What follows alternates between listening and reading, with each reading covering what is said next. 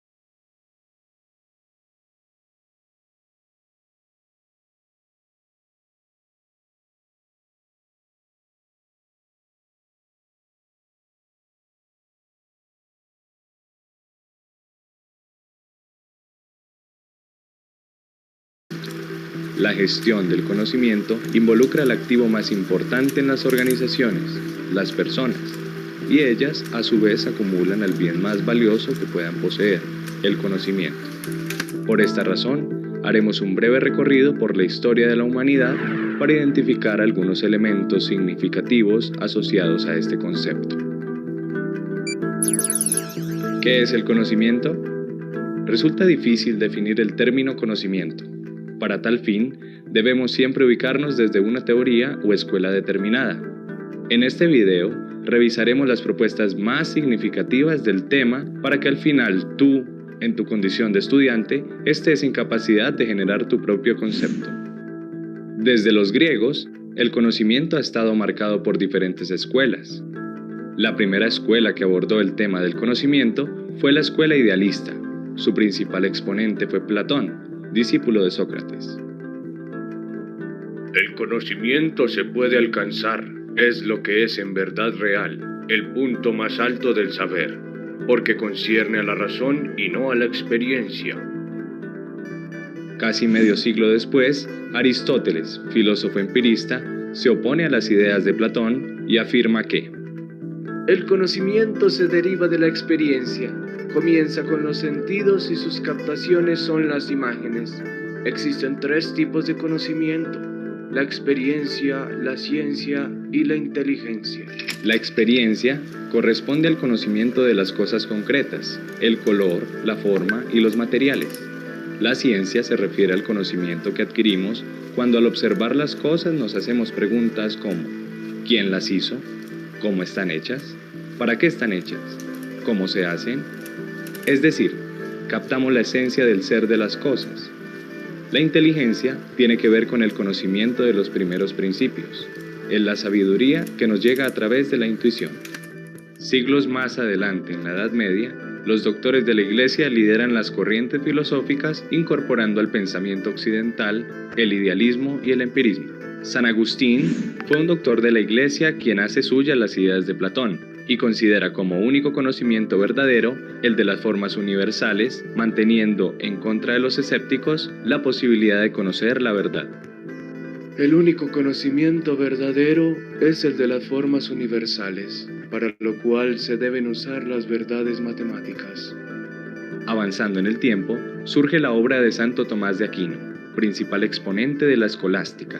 sistema de ideas y creencias influenciado por el pensamiento de Aristóteles. Creo que la percepción es un punto de partida y la lógica el procedimiento intelectual para llegar al conocimiento fiable de la naturaleza. Tras los oscuros años de la Edad Media, llega el siglo XV. Se da el descubrimiento de América. Surgen diferentes corrientes filosóficas como el Renacimiento, racionalismo y empirismo. Durante este periodo histórico, tienen lugar cambios muy importantes que afectan a todas las ciencias. Se produce un salto desde la concepción medieval teocéntrica, es decir, una mirada centrada en Dios, hasta una visión del mundo antropocéntrica en la que el hombre es el autor de su propio destino por medio de su trabajo. En la filosofía, la escolástica es incapaz de responder de un modo satisfactorio a hechos fundamentales de la naturaleza, de la vida social y espiritual del hombre. El astrónomo polaco Nicolás Copérnico fue ante todo el iniciador de la revolución científica que acompañó al Renacimiento europeo. La sistematización de la física generó un profundo cambio en las convicciones filosóficas y religiosas. Copérnico elaboró un sistema astronómico heliocéntrico en el cual la Tierra orbitaba en torno al Sol, en oposición con el tradicional sistema tolemaico, en el que los movimientos de todos los cuerpos celestes tenían como centro nuestro planeta. El modelo heliocéntrico de Nicolás Copérnico fue una aportación decisiva a la ciencia del Renacimiento. La observación de la admirable sincronía entre los cuerpos celestes me ha permitido llegar a la teoría heliocéntrica.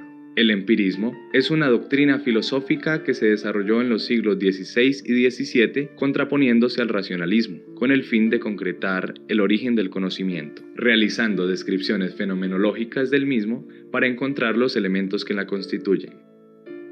En el siglo XV aparece Sir Francis Bacon, de la escuela empirista, quienes suponen una pérdida de confianza en la razón, reduciendo la misma a la percepción sensorial y tratando de demostrar que el conocimiento sensible es el único conocimiento válido.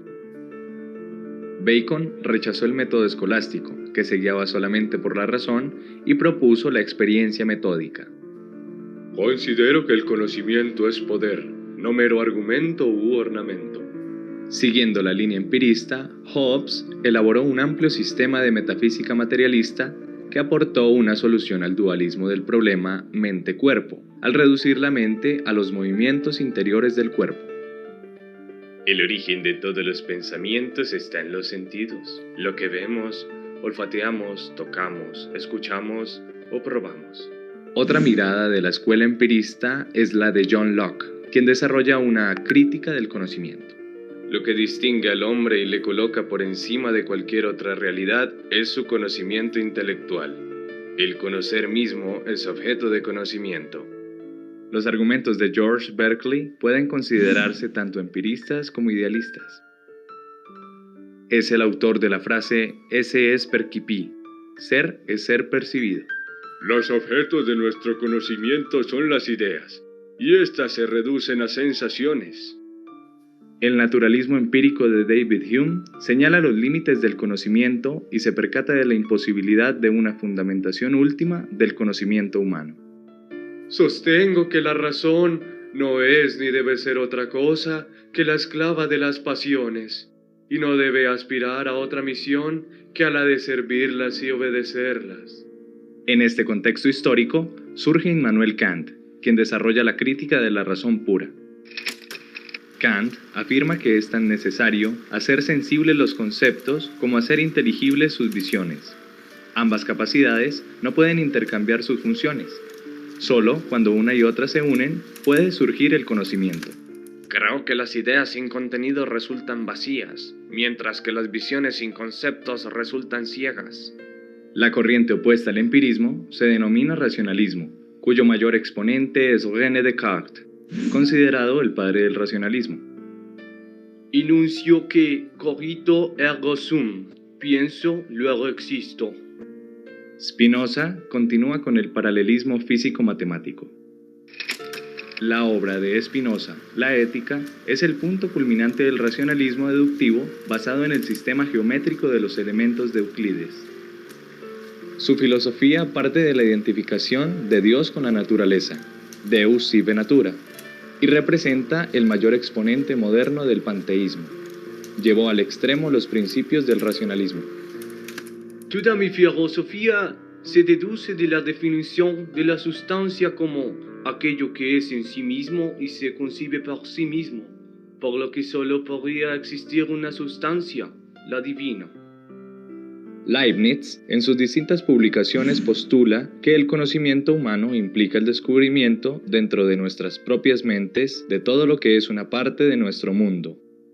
Basa toda su teoría en el concepto de mónadas. Algunas mónadas, como nuestros espíritus y Dios, poseen la capacidad aún mayor del autoconocimiento. Dentro de la corriente empírica clásica, tenemos las escuelas del positivismo clásico, el neopositivismo y el pragmatismo. El positivismo es una corriente filosófica que afirma que el único conocimiento auténtico es el conocimiento científico, y que tal conocimiento solamente puede surgir de la afirmación de las teorías a través del método científico. Sus representantes son Auguste Comte, Ernest Lass y Ernest Mach. Todo conocimiento puede reducirse por completo a sensaciones. El propósito fundamental del neopositivismo es reconstruir el sistema de las ciencias con elementos vivenciales, vivencias elementales empíricas o sensibles y sus conexiones lógico-formales. A comienzos del siglo XX aparece la escuela estadounidense denominada el pragmatismo. La actitud del pragmatismo es de desprenderse de las primeras cosas, causas, categorías, principios, sustancias, y fijarse en los frutos, efectos, resultados prácticos de las ideas. Sus fundadores, Charles Sanders Peirce, William James y John Dewey, afirman que, en nuestro saber, el conocimiento es un instrumento de acción y las creencias tienen que ser juzgadas por su utilidad como reglas para predecir las experiencias. En el siglo XIX, surge nuevamente la dialéctica como concepto. El conocimiento dialéctico es un conocimiento absoluto y no solo porque llega a saber la totalidad de lo real, sino porque además sabe cada realidad particular, en relación al todo y conformando un momento del todo. Así, solo gracias al conocimiento o saber absoluto adquiere validez y sentido cada conocimiento provisional, relativo y parcial. Su precursor, Hegel, muestra el ser en su totalidad. Hegel es considerado por la historia clásica de la filosofía como el representante de la cumbre del movimiento decimonónico alemán del idealismo filosófico y como un revolucionario de la dialéctica. Se debe reconocer el conocimiento dialéctico como un conocimiento absoluto. Bergson es considerado también idealista, ya que afirma que el mundo es solo un conjunto de imágenes. No tenemos otra certeza inmediata que la idea, ya sea la idea del pensamiento o la idea de las cosas corporales. Dentro de la corriente idealista, se debe destacar a quien desarrolla la teoría del conocimiento siguiendo las ideas del realismo angloamericano, es decir, a Bertrand Russell. En mi definición de la gestión del conocimiento, tengo en cuenta el grado de certeza y el grado de precisión. Desarrollo un análisis conductista en donde las creencias son características del conocimiento humano. Se ha dicho que la ciencia, en su conjunto, sigue un crecimiento exponencial. Los progresos realizados en estos distintos campos desde principios del siglo XX son inmensos y sobrepasan ampliamente en número y en importancia a los de cualquier época anterior de la historia de la humanidad. Dentro de los representantes contemporáneos encontramos a Michael Polanyi. Polanyi es un positivista científico quien afirma que el concepto de conocimiento considera tres tesis. Primero, un descubrimiento auténtico no es explicable por un conjunto de reglas articuladas o de algoritmos. Segundo, el conocimiento es público, pero también en gran medida es personal. Tercero, identifica tres mecanismos sociales tácitos para la transferencia del proceso de conocer: la imitación, la identificación y el aprendizaje por la práctica. Puedo afirmar que sabemos más de lo que somos capaces de expresar. Es importante tener en cuenta los aportes realizados por Karl Popper, quien dedicó una gran parte de su trabajo a establecer la diferencia entre lo que es la ciencia y la no ciencia.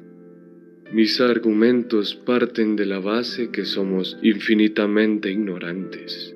A comienzos de los años 80, se da el desarrollo de los sistemas de gestión del conocimiento basados en la inteligencia artificial y los sistemas expertos. surgiendo conceptos como el de adquisición de conocimiento, ingeniería del conocimiento y sistemas basados en el conocimiento. La frase gestión del conocimiento se introdujo pronto en el léxico habitual de las empresas para proporcionar una base tecnológica. Los autores japoneses proponen los conceptos de conocimiento tácito y explícito, y el proceso de creación del conocimiento a través de un modelo de generación basado en la espiral del conocimiento. Los escritos más conocidos y citados son el artículo de 1991 en la Harvard Business Review titulado The Knowledge Creating Company y su libro How Japanese Companies Create the Dynamics of Innovation. Nonaka está encausado en demostrar la interacción entre el conocimiento tácito y el explícito. Nonaka, reconocido por The Economist como uno de los gurús de la gestión del conocimiento más influyente, creó el modelo SSI, Ciclos de Gestión del Conocimiento. El conocimiento tácito es un conocimiento subjetivo y basado en la experiencia, mientras que el conocimiento explícito es más analítico. Se necesitan ambos. La clave es convertir el tácito en explícito. Takeuchi es autor de Gestión de Competitividad, un llamado a las empresas japonesas para reconstruir su ambiente de negocios con un enfoque incansable en la globalización. Takeuchi es coautor con Nonaka de lo que llamaron la espiral del conocimiento, donde aseguran que las ideas son compartidas, articuladas, reconfiguradas y comprendidas para finalmente dar lugar a una fuente fiable de nuevo conocimiento para la empresa. El éxito de las empresas japonesas se basa en una gestión efectiva del conocimiento y que estas prácticas son una ventaja competitiva frente a la industria occidental. Varios teóricos de la gestión de empresas han contribuido a la evolución de la gestión del conocimiento, entre ellos Peter Drucker, Paul Strassman y Peter Senge en los Estados Unidos. Drucker es considerado el mayor filósofo de la administración del siglo XX. Peter Drucker escribió múltiples obras reconocidas a nivel mundial sobre temas referentes a la gestión de las organizaciones, sistemas de información y sociedad del conocimiento, área en la cual es reconocido como padre y mentor. El término gestión del conocimiento se aplica a individuos que aportan su propio conocimiento profesional previamente adquirido a su trabajo. Zweig, considerado como el padre de la gestión del conocimiento, propuso la gestión del conocimiento de una manera más práctica que teórica. Zweig impulsó la idea de la gestión del conocimiento en sus escritos del 2004 para innovar en una nueva organización del trabajo basada en nuevas formas organizativas que garantizaran la interacción de los trabajadores del conocimiento en redes de creación de valor cuando las personas activan su conocimiento y por tanto generan valor o no para la organización, además de para sí mismos y para su entorno. El personal clave de las organizaciones de conocimiento es el que posee el conocimiento y por ende tiende a ser muy competente, con mucha formación o experiencia profesional. Senge hizo aportes importantes en la gestión del conocimiento, afirmando que una empresa inteligente es aquella que está organizada de forma consistente con la naturaleza humana. Senge propone 5 disciplinas que han de estar presentes en toda organización: aprendizaje en equipo, pensamiento sistémico, dominio personal, modelos mentales y visión compartida. Las organizaciones en las que los empleados desarrollan su capacidad de crear los resultados que realmente desean y en la que se propician nuevas formas de pensar, entendiendo la empresa como un proyecto común, son organizaciones en las cuales los empleados están continuamente aprendiendo a aprender.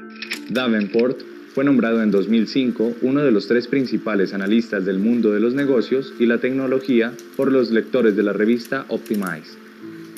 Davenport presenta una visión práctica de la gestión del conocimiento y dedica especial atención a la distinción entre datos, información y conocimiento. Las obras de Davenport son lectura obligatoria para quienes tengan interés en cómo impulsar la gestión del conocimiento en las organizaciones. El tránsito de datos a información y de información a conocimiento mediante un mecanismo de adición de valor los hace evolucionar. Precursores del conocimiento. A lo largo del video pudimos observar la evolución del concepto conocimiento, desde la mirada de los griegos, resumida en la afirmación de Platón, lo poco que sé se lo debo a mi ignorancia, hasta filósofos modernos como Michael Polanyi, quien afirma que sabemos más de lo que somos capaces de expresar. Estas dos miradas, opuestas entre sí, nos dan una idea de cómo ha ido cambiando el concepto y cómo, de acuerdo a la época, han evolucionado de manera diferente. Sin embargo, al revisar las diferencias históricas en torno a este tema, un elemento se mantiene como eje articulador. Es el individuo o la persona quien acumula este conocimiento. Al transferir esta afirmación al tema organizacional, podemos decir que el bien más valioso de una organización son los empleados, quienes acumulan conocimiento, pieza clave en la toma de decisiones organizacionales.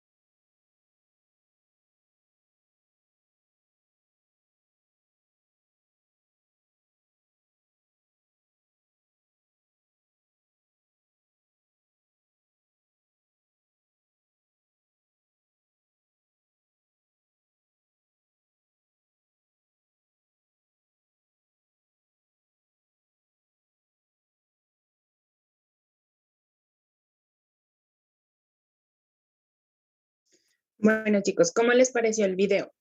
Bueno, dimos un recorrido muy breve por la historia del conocimiento, que si nosotros vamos hacia toda la historia, es básicamente la historia de la humanidad. ¿Listo? Desde el principio de la humanidad, el hombre ha intentado,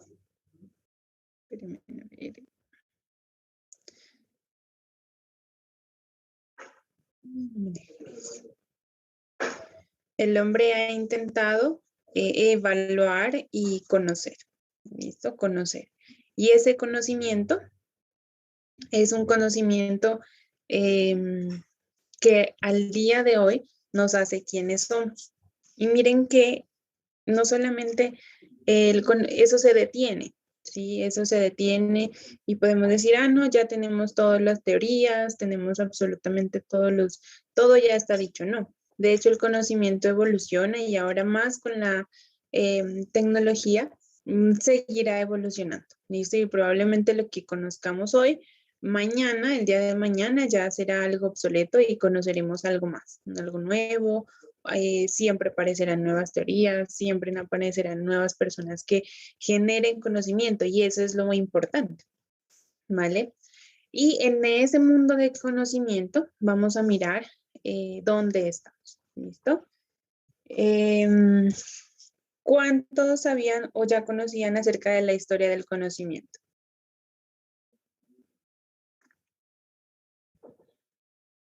¿O qué pensaron ahorita que miraron el video? Pues, doctora, uno generalmente cuando está en bachiller tiende a conocer la historia, pues más o menos como hasta, no sé, como hasta 1700 quizá, pero de ahí en adelante, pues en mi caso yo tenía desconocimiento, ¿no? Sobre, por ejemplo, el concepto de gestión del conocimiento y todo eso, pues es algo bastante nuevo, creería yo. Ujú. ¿Verdad? Sí. Pues en mi caso me pasó algo similar a Sebastián, porque, pues bueno, cuando estaban hablando de Platón, de Aristóteles, de Hegel, de Kant y todos ellos, pues yo hacía memoria de todo lo que aprendí pues en el colegio, de la ilustración, de alcanzar la mayoría de edad, Kant y todo eso. Y se me hizo muy interesante porque en ese tiempo era pues las personas más duras y tenían como un objetivo en común y era desencascarar a todas las preguntas de la sociedad. Y bueno, poco a poco pues me fui preguntando acerca de, bueno, todos ellos como que ya abarcaron tantos espacios del conocimiento que ahora qué queda. Y yo no sé, ni tenía conocimiento acerca de los pensadores actuales y hacia dónde estaban dirigiendo su conocimiento, su filosofía y pues el hecho de que estén dirigiéndola hacia aspectos como las empresas o los diferentes pensamientos de entre Occidente y Oriente se me hizo igual como muy interesante y son cosas en las que, en mi opinión, yo era ignorante. Muy bien. Y no creen, o sea, todas estas, y ustedes, bueno, y eso que dentro del video, no abarcan las teorías latinoamericanas. Las teorías latinoamericanas, nosotros también generamos conocimiento, lo vamos a mirar en las próximas clases, y esa postura también es muy interesante, el determinismo social. em, Hace que nosotros nos coloquemos a pensar si podemos nosotros como sociedad mejorar incluso la salud de las personas. Eso lo vamos a mirar en la próxima clase, pero me parece muy bien. Es algo que a todos nos pasa cuando miramos este tema. Podríamos leer libros y libros enteros y nos quedaríamos leyendo y generalmente nosotros miramos a la edad moderna, a la edad contemporánea y se acabó. Y no miramos que esto sigue evolucionando. Y estos documentos que son recientes personas o exponentes de estas nuevas teorías que están vivos y que nos acostumbramos a leer de 1800 a 1910 y ya, y ahí murió y ya dijo todo lo que tenía que decir y pensamos que eso es todo. Pero no, los exponentes actuales están vivos, generan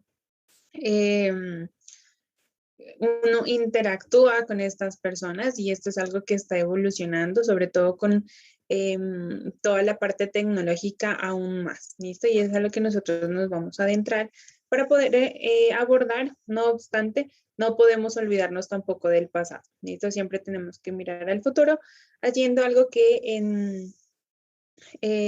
haciendo algo que en bioestadística se denomina regresión, que es mirar lo que ya pasó para poder predecir qué va a pasar.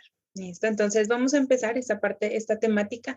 Vamos a ver una presentación cortica. Si alguno tiene alguna opinión, con mucho gusto, me interrumpen, la puede realizar. Le vamos a mirar primero la parte de epistemología. El episteme que conocemos o que ustedes ya conocen del colegio, que es la ciencia. La epistemología intenta tratar los problemas planteados por la ciencia. Y esto es un estudio crítico de los principios, las hipótesis y los resultados de las ciencias que ha determinado el origen, su lógica, su valor y su contenido. Y pues todos conocemos que epistemología se divide en estas dos palabras, ¿no? La ciencia, que es episteme, y gnosis, que es para todos, es el conocimiento. Eh, La epistemología constituye, generalmente nosotros para poder conocer, podemos nosotros decir, bueno, conocemos, pero ¿qué conocemos? Entonces siempre hay vacíos del conocimiento, ¿listo? Hay vacíos del conocimiento y como mirábamos algunas exponentes actuales decían que nunca alcanzaremos a conocer todo lo que hay en el mundo, ¿listo? Entonces podemos tener vacíos. Esos vacíos del conocimiento nos dan la oportunidad de poder llenarlos.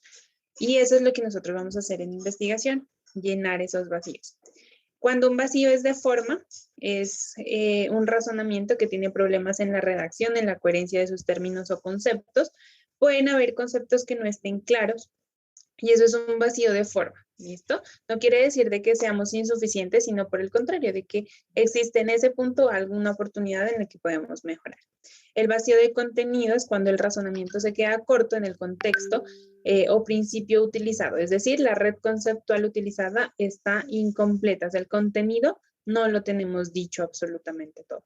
Por ejemplo, ustedes van a dar como médicos un tratamiento para la presión arterial y resulta que cuando lo dan, ese tratamiento, ustedes tienen a su disposición múltiples medicamentos antihipertensivos. Si usted supiera, por ejemplo, cómo funciona el losartán, pero no cómo funciona el amlodipino, entonces usted tiene ahí un vacío en el contenido, o sea, se está quedando corto en el concepto que está teniendo para poder manejar a sus pacientes. Entonces, esos vacíos del conocimiento son importantes identificarlo. Obviamente, sí conocemos cómo se funciona el amlodipino y ya lo mirarán el próximo semestre ustedes en quinto.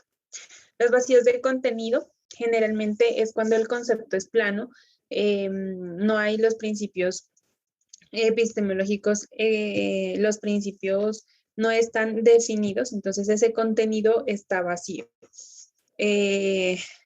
Generalmente se asumen los anteriores conocimientos previos a un tema para evaluar o para asumir algo de manera crítica. El autor generalmente no sigue un patrón cuando hay un vacío de contenido, uno tiene que organizar ese conocimiento, pero cuando no lo hay, no se puede seguir un patrón definido y se empieza a hablar de incoherencias, ¿listo? De las incoherencias que hay en esos vacíos del conocimiento. Generalmente utiliza de manera a priorística un paradigma, es decir, uso lo que ya hay.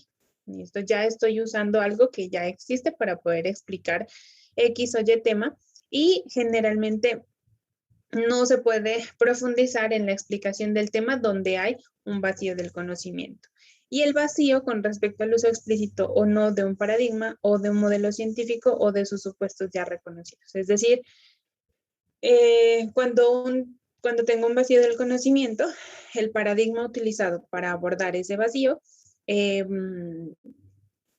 generalmente nos quedamos un poco cortos, ¿listo? Ya vamos a mirar cómo lo podemos abordar y cómo nosotros llenamos ese vacío del conocimiento. Generalmente ustedes hay algo que han conocido y que van a utilizar mucho, sobre todo en investigación, que es el discurso científico. ¿Qué es entonces el discurso científico? Es una construcción textual que permite la comunicación de contenidos científicos por medio de una lengua especializada en la que se caracteriza el léxico, la sintaxis y la configuración textual completa. Todos los médicos, a partir del momento en que ustedes entran a los primeros semestres, ustedes empiezan a cambiar su léxico, ¿listo? El léxico, la forma de analizar, la forma de mirar, la forma de ver, las cosas cambian totalmente. Cuando ustedes miraron microbiología y pudieron analizar al microscopio múltiples bacterias, tejidos, cuando hicieron eso en histología, ya nunca más volvieron a ver el cuerpo humano como una estructura completa, sino que ustedes empiezan a analizar y dicen, pero es que la lengua es un tejido diferente al que tengo en las mejillas, al que tengo en las encías, al que tengo es muy diferente al tejido óseo. Y empiezan a mirar en las personas eso, una composición de tejidos, una composición de estructuras. Cuando miraron de que la piel está constituida por miles y millones de bacterias, ya miraron de que no es simplemente la estructura de la piel que ustedes miran tan pulcra y limpia, sino que ustedes dicen, no, todas las personas tenemos bacterias, estamos constituidas de un mundo de bacterias diferentes. Y cuando ustedes empiezan a hablar con otras personas, ¿no les ha pasado que empiezan a comentar algo acerca de salud con otra persona que de pronto no maneja este campo y ella se queda como, ¿y cómo, perdón, qué fue la palabra que utilizaste? ¿Cuál fue el término que no conozco el término que usaste? Porque su léxico ya cambia. Y cuando usted va a hablar acerca del discurso científico, es decir, va a hablar acerca de un tema, ese léxico va a salir a flote. Usted no podrá hablar de medicina sin usar el término médico como tal. Entonces, ese discurso que usted va a tener de ahora en adelante va a cambiar. Igual pasa en investigación. Eso convierte de que el lenguaje técnico científico, que es un conjunto de variedades lingüísticas de una manera o una marca terminológica y sobre todo en la parte de ciencias de la salud y de la medicina, es indispensable para poder usted transmitir los conocimientos especializados. No es lo mismo leer un artículo de economía a leer un artículo de medicina. ¿Listo? El término que usan los economistas es diferente y cuando uno va a hablar acerca de tasas y de bolsas y de, bueno, todos los términos de economía que ellos puedan usar, va a ser muy diferente hablar de un término médico. Entonces, ese lenguaje técnico científico es lo que ustedes, a medida que van transcurriendo en su carrera, lo van a aprender y lo van a analizar. El discurso científico determina la tesis central de todo texto. ¿Listo? Son ideas que pueden abarcar oraciones y párrafos completos. Y toda tesis o argumentación debe adscribirse implícita o implícitamente a un paradigma científico. Ya vamos a mirar a qué corresponden los paradigmas. Para poder determinar las proposiciones o argumentos, sean estos positivos o negativos, que sustentan una tesis o que sustentan una teoría que usted está defendiendo, pueden ser estos en el medio del discurso científico de continuidad o de complementariedad. De continuidad, cuando se acepta un núcleo conceptual del autor y se decide continuar la línea del pensamiento o patrón de razonamiento, pero ampliando o actualizando la explicación del mismo. Y de complementariedad, cuando se llenan vacíos de un autor o paradigma con proposiciones originales derivadas de su núcleo conceptual y se amplía el núcleo conceptual o epistemológico. ¿Listo? Entonces, es algo que ustedes van a hacer completamente o diariamente lo están haciendo. Entonces, ustedes van a defender y en este punto lo podemos aplicar a cualquier forma. Por ejemplo, ustedes tienen una neumonía, tienen un paciente con neumonía adquirida en la comunidad. Entonces, ustedes tienen ese paciente, vamos a colocar el caso de una persona adulta de 55 años, obesa y que tiene además hipertensión arterial. Lleva con 7 días de evolución de tos, fiebre, y en las últimas 24 horas aumentó la dificultad para respirar. Cuando usted le toma una placa de tórax o una radiografía de tórax, evidencia infiltrados alveolares bilaterales. ¿Listo? Cuando usted va a analizar y va a proponer en ese paciente, va a hacer el uso va a resolver un problema mediante un método, sea sus argumentos van a ser positivos o negativos, pero está planteando una tesis o una teoría con respecto a ese paciente. Y usted va a dar sus razones, listo, lo va a argumentar. Y ojo aquí, chicos, para las personas que no sé, pues todos sé que están en cuarto, pero yo sé que hay algunos que están en cuarto con énfasis en otros semestres. Entonces, los que a veces se les dificulta ese enfrentamiento con los docentes y es sucede algo muy particular, que muchas veces no podemos defendernos porque tenemos un vacío de conocimiento. Entonces les va a pasar mucho que en la práctica médica ustedes desarrollen casos clínicos y en su caso clínico usted va a abordar esa tesis mediante un paradigma. ¿Listo? Ya vamos a mirar cuáles son, pero tiene que argumentar. ¿Listo? Y ese va a ser su discurso científico. El discurso científico se aplica para cualquier rama del conocimiento y aún más para la medicina y lo que ustedes están desarrollando. Usted le va a decir al especialista, al médico internista, le va a decir, doctor, creo yo que el paciente tiene una neumonía adquirida en la comunidad y el doctor, muy francamente, le va a decir, ¿y usted por qué piensa eso? Y usted va a tener que empezar a dar sus razones del por qué. Entonces, ¿cómo lo va a hacer? Puede desarrollar algo, estas dos formas de complementariedad cuando, por ejemplo, usted le dice, mire, la guía colombiana, ¿listo? Porque siempre tiene que usar una referencia, la guía colombiana de infecciones en su artículo de manejo de neumonía adquirida en la comunidad define la neumonía como una enfermedad caracterizada por tos, fiebre, infiltrados alveolares, los cuales permiten identificar los síntomas del paciente. Entonces, usted está complementando lo que ya sabe con algo que usted ya, con la posición que hay de otros autores. Y es básicamente eso lo que hacemos nosotros en medicina. ¿Por qué? Porque nos tenemos que basar en la experiencia de expertos y en el conocimiento de otras personas para poder apoyar el conocimiento que estoy teniendo de una situación particular. Asimismo, ustedes van a dar continuidad a ese paciente, entonces no solamente van a proponer un tratamiento, sino también una forma de diagnóstico y le van a decir, mire, para poder encontrar la severidad de la neumonía, vamos a usar la escala CRV 65 o el CURB 65 para determinar qué tan severa es esa neumonía. Entonces, ustedes siempre, chicos, siempre desde el día de hoy en adelante, tienen que fundamentar su conocimiento en la experiencia investigativa, porque eso no es cualquier experiencia. La opinión de expertos cuenta, pero no es una base fuerte en el conocimiento, más bien los artículos, y ya vamos a mirar cómo se desarrolla todo lo que se ve en medicina, pero siempre lo va a tener que fundamentar en una fuente. ¿Listo? Ojo, no me puede ir usted un día que pase a revista y decirle, profe, yo creo que no. ¿Listo? No, no lo vaya a hacer.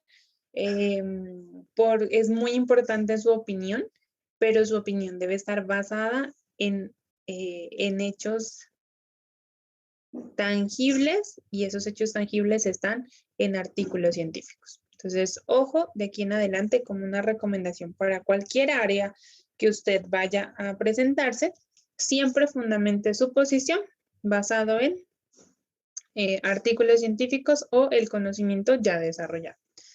Ya vamos a seguir mirando acá entonces. Siempre debe haber coherencia, ¿listo? Que es una lógica. Usted no puede hablar sobre los árboles y terminar hablando sobre la construcción de un edificio. Entonces usted siempre tiene, o si va a unir esas dos ideas que probablemente no tengan mucha relación, siempre tiene que usar una lógica, ¿listo? Tanto una lógica lingüística como gramatical, y la sintaxis de un discurso debe estar adecuada, ¿listo? Para poder establecer una red de argumentos y razonamientos que puedan concluir y apoyar su posición en el discurso científico que usted tenga. Y debe tener una característica que es la completitud. Es decir, que la lógica del contenido, la sustancia del discurso como la fundamentación deben ser completas. Ojalá usted deba soportarse en la mayor cantidad de proposiciones de contenidos y debería utilizar todos los principios necesarios para poder soportar su idea. ¿Listo? Entonces, eso por favor no lo olviden. Y la consistencia, cuando la completitud lleva a la consistencia, es decir, ¿qué es consistencia? Es que usted tenga una base sólida o un fundamento sólido para poder apoyarse su idea, interna y externamente en un discurso. Ahora, ¿qué es, cómo usted puede defender un discurso? Pues el discurso se puede defender de, podríamos decirlo, de dos maneras. Paradigmática es cuando cuando está dentro de un patrón. ¿De pronto están viendo la presentación? Me apareció un letrero. Sí, doctora. Sí, profe, sí se ve. Ya se quitó. Ya se quitó. Listo. Y paradigmática, cuando vamos a usar un paradigma, ahora las vamos a utilizar. Y epistemológica, cuando determina el estadio originario de X o Y conocimiento. Ya vamos a profundizar en esa idea a continuación.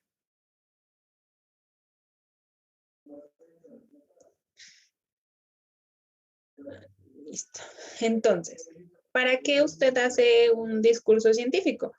Lo hace con el propósito de que este tenga un alcance explicativo. Es decir, usted pueda soportar una idea, defender una idea y tenga esa fundamentación necesaria para poder explicar a tal grado de universalizar un discurso. Y la pertinencia es el nivel de vigencia que tiene una teoría en la coyuntura científica. Y la verdad es que lo vamos a mirar la próxima clase. La medicina ha avanzado y la forma en la que nosotros miramos el paciente como tal ha evolucionado a través del tiempo y la investigación también ha cambiado. Tanto que si estábamos en la Edad Media y no, volvámonos antes, si estábamos, regresémonos a Grecia, ¿listo? A Grecia, y mirábamos que una persona se enfermaba, ¿listo? Se enfermaba. Ellos le iban a dar mucha fortaleza a lo que ellos pensaban que las personas se enfermaban por un desbalance de los humores. ¿Y qué eran los humores? No sé si alguien se acuerda. Decía que era la bilis negra, la bilis amarilla, la sangre y un cuarto que siempre se me olvida el nombre. Entonces, cuando hay un desbalance de estos humores, la persona se enfermaba. Si nos encontrábamos entonces a principios de, no mentira, a finales de 1800, con podríamos decir, el descubrimiento o más bien el conocimiento adquirido de que existen microorganismos no visibles, pero que se encuentran allí. Las personas entonces se enfermaban por la presencia de esos microorganismos no visibles, que luego los conoceríamos como bacterias. Y con el descubrimiento de la penicilina, entonces ya la gente no se enfermaba de las infecciones o ya no moría de infecciones, sino que luego enfermaba de enfermedades crónicas. Y entonces hablábamos acerca de los determinantes de la salud, que hasta ahora pues hablamos acerca de los determinantes, pero eso ya cada vez está más en desuso. E incluso ahora podemos decir que las personas se enferman por las políticas públicas que existen y por las decisiones de la población, de lo que toman sus dirigentes con la población, que es algo acerca de la determinación social. Y entonces, de acuerdo a cada momento en el que estemos evaluando un paciente, también la visión que vamos a tener va a ser completamente diferente. Entonces, de ahí la pertinencia de esa teoría, en donde nosotros podamos abordar ese aspecto del conocimiento. Ahora sí, la epistemología entonces, para pasar sobre todo el tema de hoy, la epistemología estudia los problemas relacionados con el conocimiento, generalmente el conocimiento científico, y la gnoseología estudia el conocimiento en general. Nos vamos a ir mucho hacia la epistemología. Entonces, una de las preguntas que nos podemos hacer es, ¿qué es el conocimiento? Para ustedes, como pregunta general, chicos, ¿qué es entonces con todo el discurso, con toda la historia que miramos en el video, con algo de introducción de lo que estábamos hablando ahorita acerca del discurso y el método, del discurso científico, porque no hemos hablado acerca del método científico, del discurso? ¿Qué es para ustedes el conocimiento?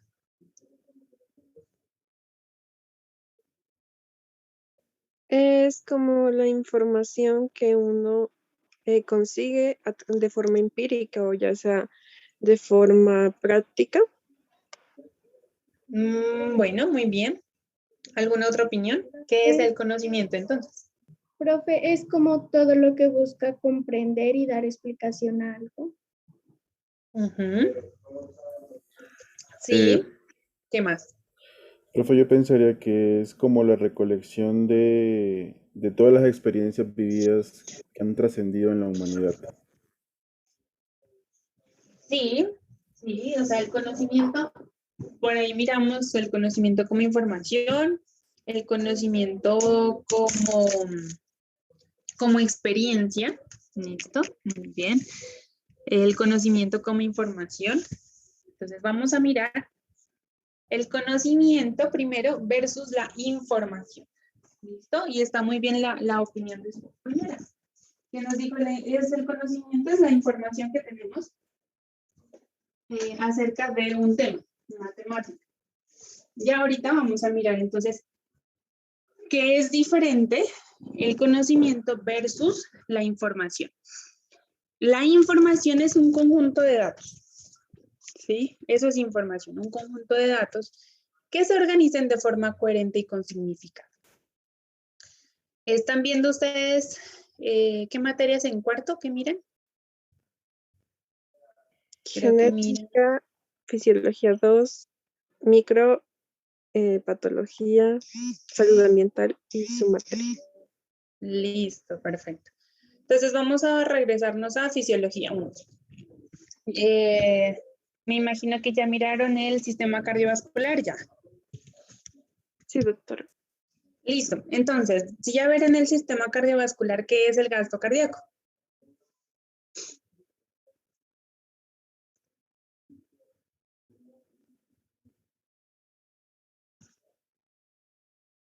¿Qué es el gasto cardíaco? El gasto cardíaco es el volumen telediastólico por el volumen sistólico. Sí, es una definición muy bien. Doctora. La podemos dejar allí. Sí, dime. El gasto cardíaco, pues, es el volumen de la sangre que bombea por minuto cada ventrículo. Muy bien. Vamos a definir el gasto cardíaco de esa manera, pero dejémoslo solamente con el ventrículo izquierdo. Porque generalmente el derecho o el corazón derecho no es, es mucho de volumen más que de presiones y son dos sistemas circulatorios diferentes. Entonces, dejémoslo por el momento como el gasto que hay del corazón en un minuto, el volumen de sangre que bombea el corazón en un minuto hacia los tejidos periféricos, solamente. Eso es información, ¿listo? Eso es información. Ustedes lo tienen, probablemente se acordaron, a ver qué era el gasto cardíaco y listo, estuvo muy bien. ¿Qué es el conocimiento? El conocimiento es la aprehensión consciente del sentido y significado de esa información. Entonces, el conocimiento es cuando yo me voy a un paciente y lo valoro. ¿Listo? Usted se coloca enfrente de un paciente. Entonces, tiene un paciente que está frío, cuyos dedos están cianóticos, quien además su nivel de conciencia es estuporoso, está en estupor, con frialdad, con cianosis y que además tiene un lactato, usted le toma unos gases arteriales, el paciente está vivo, pero le toma unos gases arteriales cuyo lactato está en 3.5. ¿Qué diría o qué opinión tiene usted acerca del gasto cardíaco en ese paciente?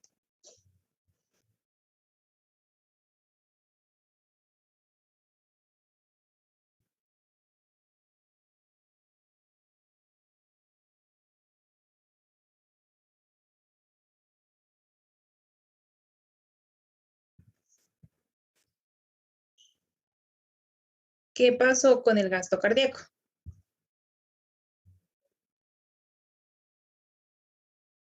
¿Disminuyó? Se disminuyó. Bueno, se disminuyó. Muy bien. ¿Qué más pasa con el gasto cardíaco?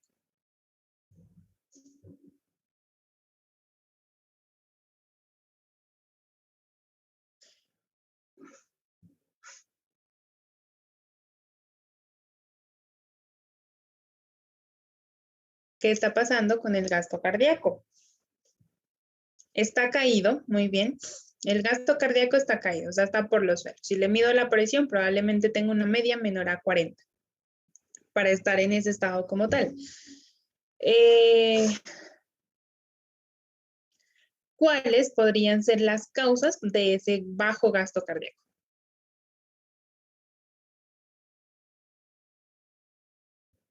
Podría ser una oclusión de las arterias coronarias. Muy bien, un infarto. ¿Qué otra causa? Insuficiencia de oxígeno por el lactato que se... Esa es una consecuencia más que una causa. Una causa es la razón por la que el paciente está así. Digamos solamente o afirmémonos en la opinión de su Podría compañero. ser como digamos, un taponamiento de las arterias, también como una aterosclerosis. Esa es una angina, el que las arterias estén casi tapadas, una angina. Y lo que me dijeron anteriormente, el que esté absolutamente cerrada la arteria, o sea, un infarto, ¿listo? O sea, se cerró, obstruyó el flujo al corazón y el corazón perdió fuerza para poder bombear sangre y el gasto cardíaco se bajó. Entonces, ¿qué es lo que está pasando en su mente? Eso es conocimiento, ¿vale? Información es saber de que usted el gasto cardíaco es el volumen de sangre que bombea el corazón. Dejémoslo ahí, ¿listo? ¿Qué se puede calcular? Se puede calcular, se puede medir, también se puede medir.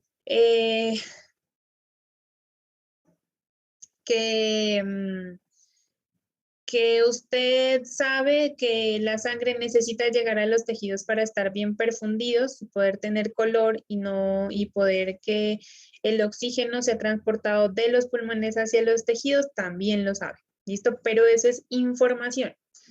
Conocimiento es lo que usted está haciendo ahora, evaluando la situación de un paciente que está frío porque no le llega sangre hacia los tejidos periféricos, porque el corazón y la resistencia vascular lo que hacen es disminuir la perfusión distal para poder proteger los órganos vitales como el cerebro y los pulmones, el corazón, bueno, todos los riñones, ¿listo? Pero usted lo que está haciendo es conocimiento, ¿vale? Es decir, aplicando esa información que tiene y dándole significado y sentido. Y usted lo va a hacer en la práctica clínica. Y les digo, chicos, porque me ha pasado. Yo soy médica y soy magíster en epidemiología, pero yo trabajo como médico porque a mí me apasiona la parte de la medicina y yo estudié medicina para hacer eso, aunque ahorita me está llamando mucho la atención la parte de investigación y me fui como más por ese aspecto, pero no dejo de hacer clínica y trabajo en la unidad cardioquirúrgica y justo la semana que pasó me llegó un paciente así tal cual como se los estoy diciendo, con frialdad, cianosis, una presión caída, estaba neurológicamente, pues el señor estaba en estupor. Cuando o sea, llegó, porque nosotros no tenemos urgencia, sino que atendemos son remisiones. Ese chico, no, pues era joven, no, era un señor. Tenía Ahí tenía, pues es joven, prácticamente es joven, de más o menos unos 40 años, no recuerdo la edad exacta, si no estoy mal eran 44. Tenía 40, más o menos, pónganle en 44 años, el paciente llegó así, tal cual como les estoy diciendo. Presiones bajas, perfusión distal disminuida, frío, o sea, tenía frialdad. Y el señor, en medio de todo eso, había hecho deposiciones diarreicas. Pues obviamente, porque el intestino también es una de las, el riego o vascular hacia el intestino se disminuye cuando hay un problema cardíaco. Cuando el corazón no es capaz, el riesgo vascular hacia los intestinos se disminuye y pueden ocasionar problemas como diarrea, entre otros. El médico de remisión me lo entregó de esta manera y no les miento. Me dijo, el señor paciente con cuadro clínico de un día de evolución de deposiciones diarreicas melénicas. ¿Qué quiere decir melenas? De que estaba haciendo deposición con sangre. Y me dice además, durante el traslado, las presiones cayeron mucho, está en un choque hemorrágico y le colocamos noradrenalina. Pues a mí me entregan un paciente así, yo digo, pues bueno, cuando lo fuimos a revisar, ese paciente no tenía melenas, el señor sí había hecho deposiciones diarreicas, pero es una diarrea normal como cualquier otra. Pero el gasto cardíaco estaba súper disminuido. Tómele un electro, el electrocardiograma con hallazgos de infarto agudo de miocardio y era un infarto extenso. El paciente llegó, inmediatamente hicimos todo el protocolo y tocó pasarlo a la UCI. Entonces, cuando yo miro esos pacientes y esos casos, o sea, me lo traen por una cosa que es totalmente diferente, que no tiene el paciente, pero en medio no sé, del desespero, creo yo, de buscar una causa de cómo está así, no interiorizamos ese conocimiento. Es un médico, me lo está entregando un médico que también tiene la misma información que ustedes, pero no aplica esto al conocimiento diario. Y eso no quiero, chicos, que les pase a ustedes. ¿Listo? Eso no les puede pasar. Porque si usted está adquiriendo una información, esa información no solamente, y ojo aquí para todos, no se aprenda las cosas simplemente para pasar el examen y por saber y por memorizar información. Eso no sirve, porque usted va a ser médico y cuando usted se gradúe va a tener que tener más que información, conocimiento de medicina, no información anatómica ni fisiológica, va a tener conocimiento médico. Y ese conocimiento es darle sentido y significado a esa información que usted está adquiriendo. ¿Listo? ¿Les parece si pasamos hasta las 11:30 y nos ahorramos el descanso? Sí, Para que doctora. salgan un poquito Sí, antes. doctora. Sí, doctora. Listo. Entonces, ojo con eso. ¿Listo? Entonces, el primer intento sistemático de estudiar el conocimiento lo encontramos en los diálogos de Platón. Ya lo mirábamos. Platón, con su mundo de las ideas, sentó las bases, aún no las bases, pero sí habló acerca de conocimiento y trató de estudiarlo de manera sistemática. Y eso es importante, porque un estudio sistemático quiere decir un estudio que siempre se va a volver a repetir. ¿Listo? Y cuando un estudio es sistemático o la metodología de algo es sistemática, lo convierte en un paradigma. Y vamos a mirar entonces el primer problema.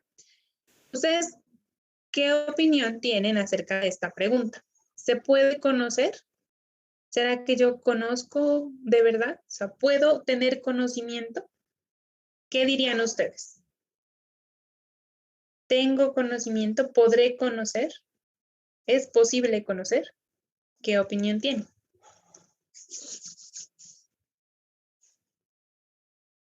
Pues, doctora, yo creo que sí, sí podemos conocer, pero siempre hay algo más por conocer. O sea, nunca nos vamos a cansar de estar aprendiendo día tras día, pero siempre se puede estar conociendo. Listo, muy bien. ¿Qué otra opinión hay?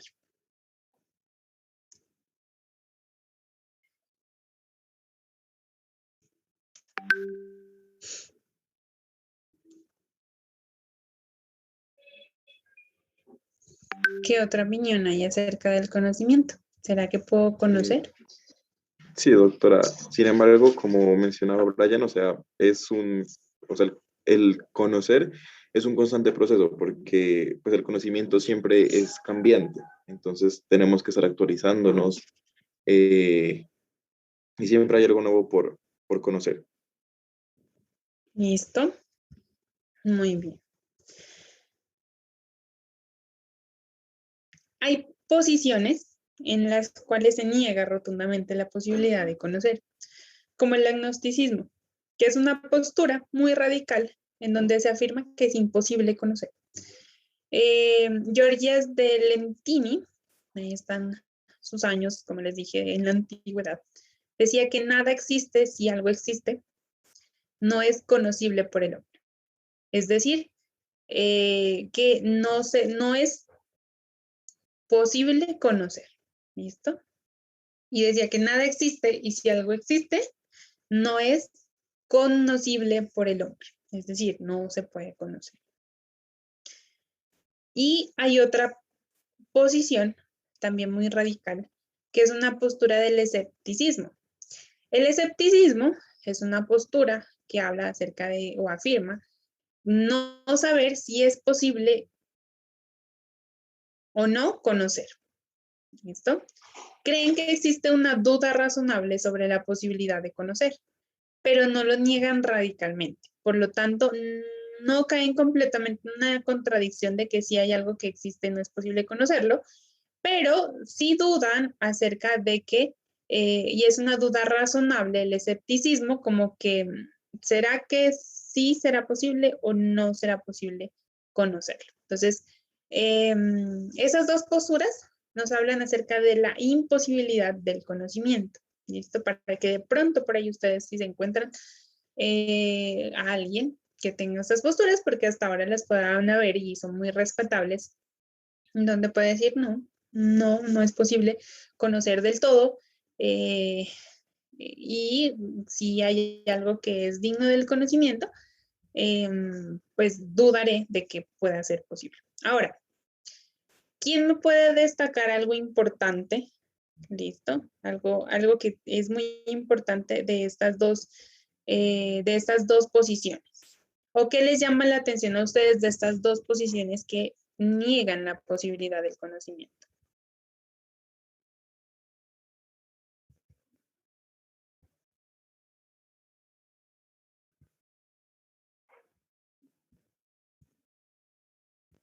¿O les parece totalmente erróneas? Doctora, una pregunta. Doctora, Sí, ¿me dime. escucha? Sí, te escucho. Lo que pasa es que he escuchado que hay personas que son agnósticos en cuanto a la creencia de Dios, ¿no? Entonces, no sé si es que en este apartado del agnosticismo, esas personas.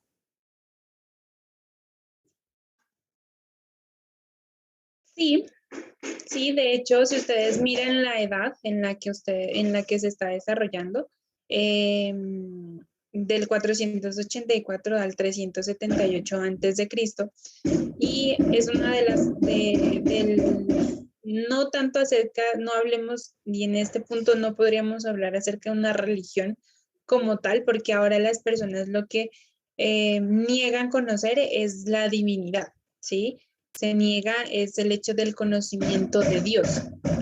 Entonces se vuelven agnósticos que no creen en toda la parte de la teología, no se cree. Sin embargo, en este punto, en esta edad en la que nosotros estamos desarrollando, había múltiples creencias, no podríamos decir religiosas, sino, ¿cómo lo podríamos llamar? Múltiples creencias teocéntricas, diría yo.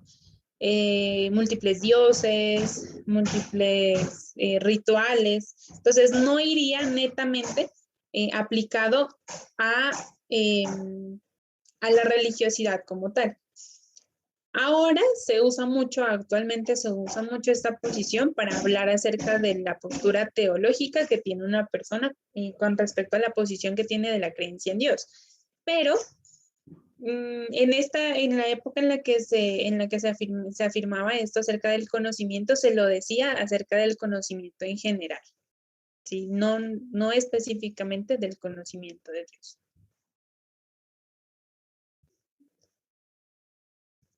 Bueno, gracias, doctora. Con gusto.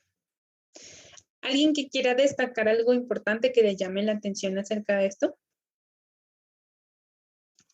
Doctora, pues yo creería que de cierta forma podrían basar como, bueno, ser escépticos o agnósticos en el hecho de que el conocimiento se basa en percepciones humanas. O bueno, en un principio la mayoría de las cosas era así. Por lo tanto, no podrían estar seguros si eso era la verdad absoluta o si realmente había una verdad como tal, porque dependiendo de la interpretación de cada persona se podrían llegar a diferentes conclusiones. Entonces podría haber de pronto esa diferencia entre tantos conocimientos es lo que llevó a que no se considere si se puede llegar a una verdad como tal. Sí, tienes toda razón y es muy válida. Y chicos, yo quisiera que ustedes en algo, no les estoy diciendo que adopten posturas ni mucho menos influenciando en la decisión de ustedes, pero siempre dicen que es bueno como ser algo escéptico y más en la medicina. No voy a hablar acerca de la parte espiritual porque eso ya es muy personal, pero en la medicina, que es en el punto en el cual puedo tener una opinión, sí les digo, no tengan siempre, y estas dos palabras que me gustan mucho, tengan siempre una duda razonable. No crean que todo ya está dicho, ¿listo? Y no crean tampoco que no es posible cambiar nada. Duden, así sea un poquito, de lo que les esté diciendo su docente, para que usted vaya y por su propia experiencia, afirmen o refuten la idea que ustedes están aprendiendo. ¿Listo? Esto es bien importante para que lo tengan por allí en algún punto de su carrera. Existen otras posiciones que son por el contrario, ¿listo? Que aceptan la posibilidad de conocer. Entre ellas está el dogmatismo absolutista. Un dogma, una doctrina, podríamos decir, reconoce la posibilidad de conocimiento y existe una verdad absoluta que es independiente a los seres humanos del tiempo y del espacio. Ante esta verdad, el humano puede asumir tres posiciones: la ignorancia, la búsqueda o la sabiduría. Hay personas que son muy dogmáticas y muy absolutistas, y entre ellas en la parte de medicina las van a encontrar. Esto es así y punto. Y usted lo podrá decir así con respecto a no sé, o sea, hablemos acerca del tejido de la piel. Entonces, usted sabe cuáles son las capas de la piel, usted sabe la capa córnea, el estrato lúcido y se conoce absolutamente cada una de las células que componen la piel. Y está perfecto. Entonces usted dice, esa es la verdad absoluta. Existen los tejidos, el tejido gástrico, ¿listo? El tejido gástrico. Usted conoce cuáles son las partes, los tejidos que componen el estómago y ya. Cuando usted se enfrenta a la realidad, pues generalmente usted lo conoce y lo tiene ahí como de información. Y van a encontrarse en su día a día experiencias de personas, incluso que yo puedo conocer particularmente, pacientes con diagnósticos de cáncer muy avanzados, que por X o Y causa, esos pacientes no sé de dónde, ya no tienen enfermedad. Se lo puede llamar milagro, se lo puede llamar fe, no sé. Nunca se vaya a los extremos, ¿listo? Nunca se vaya a los extremos de creer de que hay algo que es absoluto o de no creer nada. Siempre deje abierta la posibilidad de aprender de todas las personas, ¿listo? De todas las personas. no solamente de sus docentes, porque nosotros tenemos una visión limitada de las cosas y apenas estamos ahí como en el mundo del conocimiento, pero hay personas que tienen mucha experiencia y ahí vamos a mirar algo acerca de eso en lo que nos falta de mis 9 minutos que me faltan de clase. Y la parte científico-relativista, en donde reconoce la posibilidad de conocimiento, pero rechaza que el conocimiento sea absoluto. ¿Listo? Entonces, esto es muy importante. Generalmente esta es la posición que adoptamos todos con respecto a los que estamos en esta parte de la ciencia. El conocimiento es producido de la experiencia y este es relativo. Y no existen las verdades absolutas. Todo cambia, todo evoluciona, el conocimiento que ayer sabía, miren, hasta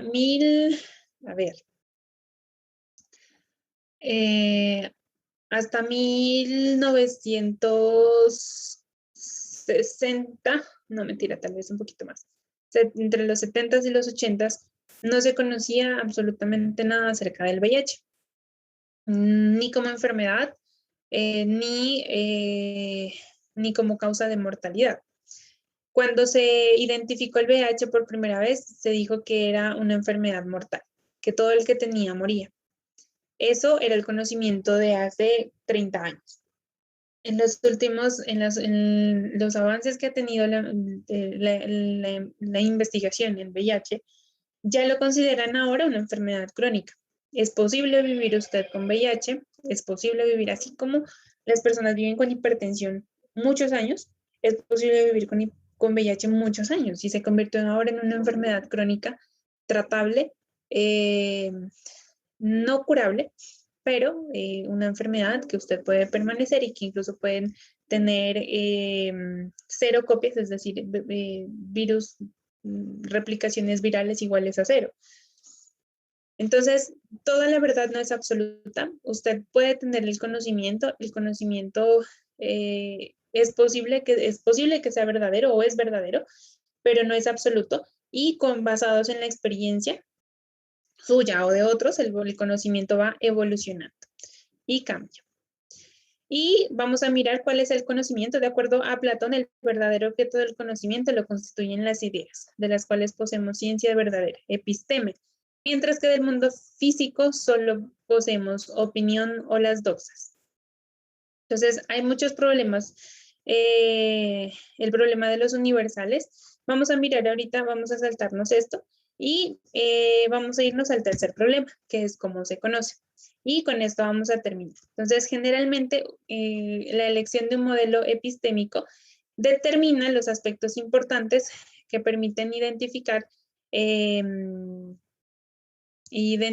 la estructura o tipo de modelos que usan ciertos conceptos o teorías conocidas o tradicionales para que con esas usted demostrar conocimiento.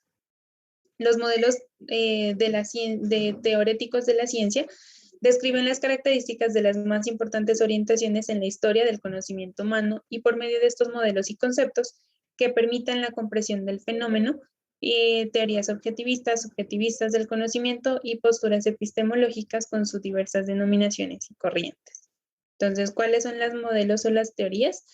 Existen las teorías objetivistas, en donde se fundamentan en que la realidad o la existencia de los objetos es independiente de las creencias o opiniones, sino que son muy objetivas, y las teorías subjetivas, que se reducen la realidad a la existencia de los estados mentales, en donde se enfatizan que los elementos interiores del sujeto se subordinan a la posibilidad o la calidad del conocimiento de los atributos intelectuales de una persona. Vamos a mirar y vamos a dejar una actividad para la próxima clase. En grupos de 5 personas,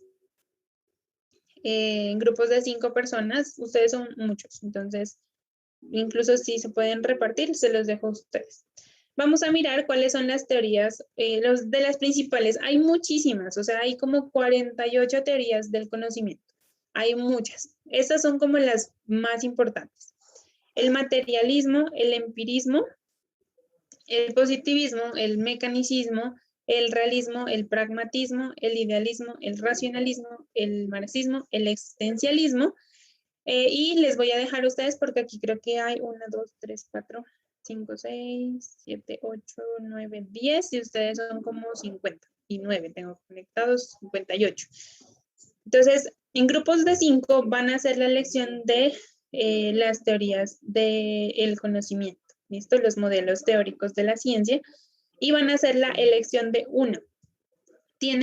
Tendrían para la próxima clase 5 minutos, ¿listo? 5 minutos no más en sus grupos para poder explicarnos, bien sea mediante una presentación, pueden grabar ustedes un video haciendo un ejercicio específico, bueno, no sé, se los dejo a creatividad de ustedes. En donde seleccionen una de estas teorías, la expliquen y la pongan en práctica. Pero van a tener espérenme.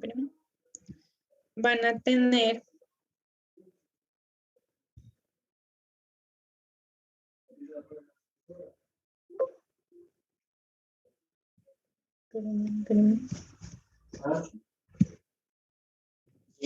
van a seleccionar, obviamente eso no es un artículo, es un artículo más bien de informativo. Les voy a pasar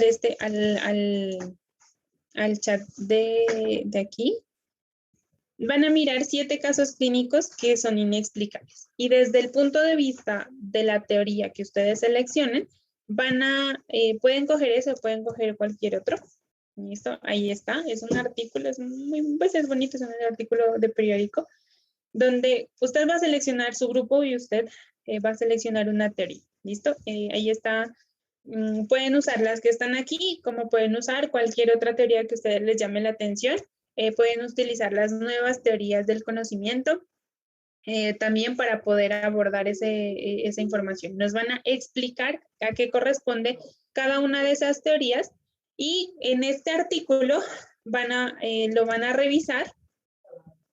El artículo se llama Medicina, 7 de los casos más extraños y curiosos de su historia.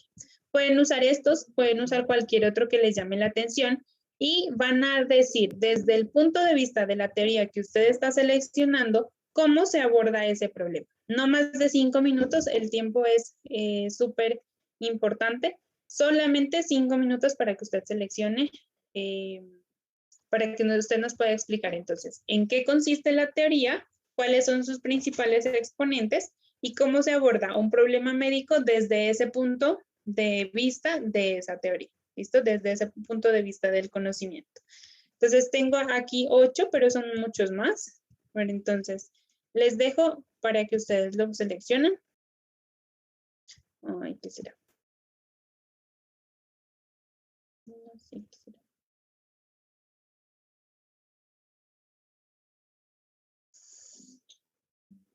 ¿Sí miren?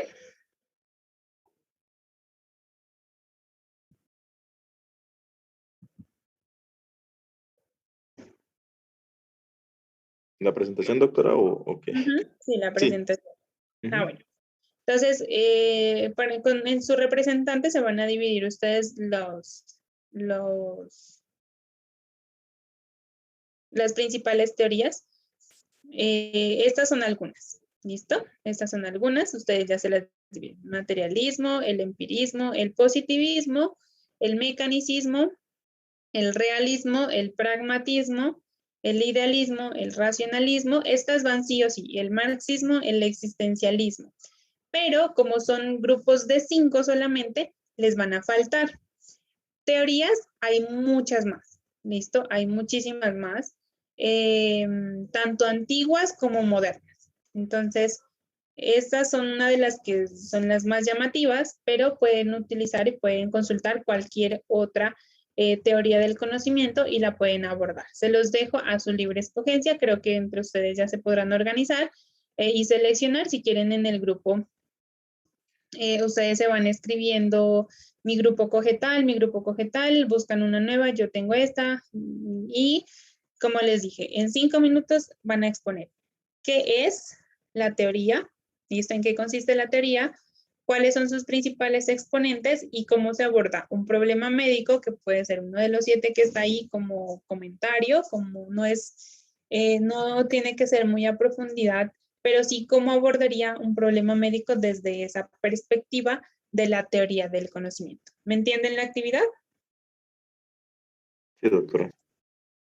Listo. Sí, no hay problema. No, grupos individuales. Serían, bueno, mínimo serían 10 grupos. Sí, mínimo serían 10 grupos, entonces tendría que buscar 2 teorías más, o si hacen más grupos, pues buscan otras teorías, las que a ustedes les llame la atención. Pero sí o sí van esas que están ahí. Bueno. Doctora, una pregunta. ¿Y para la exposición, usted escoge al azar o cualquiera puede hablar? Pueden ustedes, en esta oportunidad les voy a dejar a ustedes. Cualquiera puede hablar, pueden hablar los 5, pueden hablar solo 1, pueden hablar 3, 2, los que ustedes quieran. O si quieren otra metodología, quieren hacer un drama, quieren hacer, no sé, lo que ustedes quieran hacer, de la manera en la que la quieran presentar, no tengo problema. ¿Listo? Pero 5 minutos. Lo único que sí les exijo es el tiempo. 5 minutos para poder explicar algo corto, sustancioso y que ustedes puedan, que sus compañeros sepan desde dónde. ¿La pueden grabar? Sí, señores, la pueden grabar y nosotros la presentamos acá. Bueno, y en la próxima clase arrancaríamos a las 10 en punto con la primera. Intenten, de pronto les damos ahí 5 o 10 minuticos pues de gracia para que terminen la anterior clase. ¿Qué tienen antes de investigación? Microbiología, profe. Ah, bueno, listo, perfecto. Entonces ahí pues ojalá no los demoren tanto. Yo creo que eso sería todo por hoy y nos vemos la próxima semana. Listo, doctora, Hasta muchas luego, gracias. doctora. Que esté Muchas bien. gracias. Hasta luego. Gracias, doctora. Hasta luego. Hasta luego, doctora. Que esté bien. Gracias, doctora. Hasta luego, que estén bien.